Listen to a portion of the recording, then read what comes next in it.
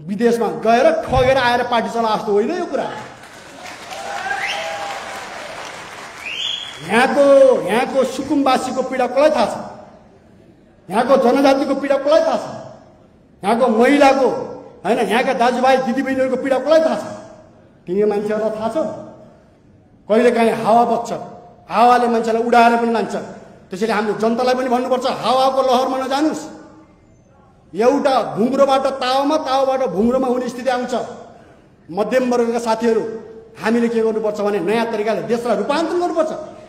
त्यसैले आजको स्थिति के हो भन्नुहुन्छ भने नेपालको राजनीतिलाई दिशा दिने कुरा हो।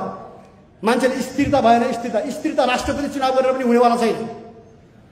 तपाईँ हामीले मान्छेले भन्छ नि राष्ट्रपति चुनाव भयो भने हुनेवाला छैन। त्यो नेपाललाई चाहिएको राजनीतिक दिशा कुन दिशामा जाने? पुँजीवादतिर जाने कि समाजवादतिर जाने कि दलाल पुँजीवादमा घुम्ने कि? यो दिशा चाहियो मान्छेलाई।